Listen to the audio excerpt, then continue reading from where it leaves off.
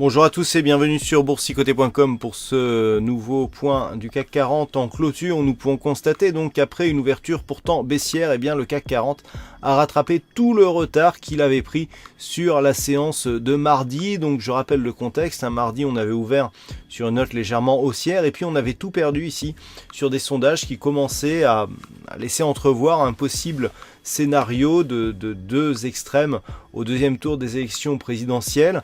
A priori aujourd'hui ce scénario se serait éloigné au vu des sondages et donc on a tout simplement repris le retard que l'on avait pris mardi.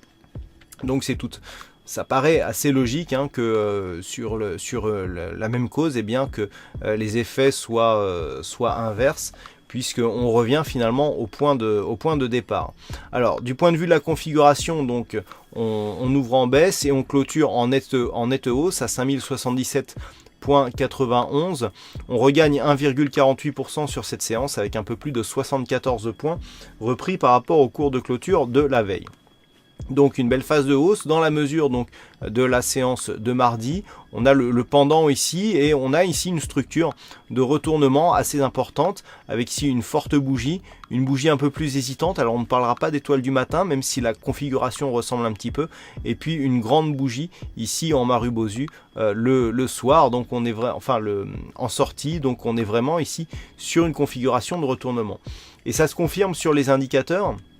Puisque même si le RSI ici reste neutre et que le stochastique reste baissier, on n'entre pas ici dans la zone de survente, mais on a un gros écart ici avec la ligne de signal. Le MACD, lui, se retourne après une forte amplitude et les volumes montent, ce qui va dans le sens d'un retournement de tendance. Ces deux éléments ici sont assez importants.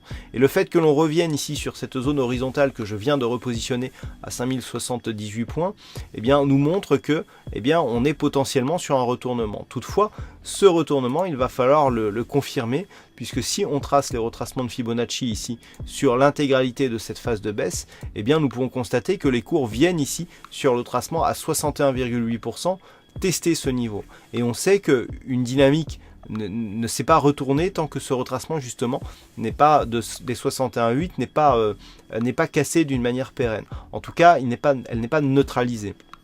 Donc pour dans un premier temps neutraliser ici cette impulsion baissière, il faudra repasser ici au-delà des 5080 points qui représentent le retracement à 61,8% de Fibonacci sur la précédente phase de baisse. Au-delà de ça, on a ici cette zone des 5078, donc zone que je viens de repositionner, qui était précédemment support ici sur cette phase, qui a été cassée. Depuis, elle est résistance. Et donc, cette zone qui est très proche du retracement à 61,8%, 5078, 5080, eh bien, elle n'a pas été cassée. Elle a été testée, mais on voit qu'elle agit encore comme résistance puisque les cours sont revenus se placer ici sur ce niveau. Donc, c'est ce niveau qu'il va falloir surveiller demain, le niveau des 5078 points. Là, on a eu un premier test. Si les cours valident ici une sortie et une cassure de ce niveau, on pourrait bien retrouver un objectif, la zone ici 5130-145, qui était la précédente zone de point haut significative, avant ici la phase de consolidation. Ensuite, si on élargit un petit peu, je vous rappelle que si on prend ici cette dynamique directe, eh bien nous avons des cours ici qui viennent chercher un retracement à 38,2% de Fibonacci, c'est bien cette zone-là, et qui repartent à la hausse. C'est une éventualité dans laquelle je vous avais parlé hier, à savoir ici une dynamique haussière, une phase de consolidation et un retour. Et donc, pour l'instant, on est dans un scénario où, après cette phase de consolidation, la poursuite de la hausse peut être forte.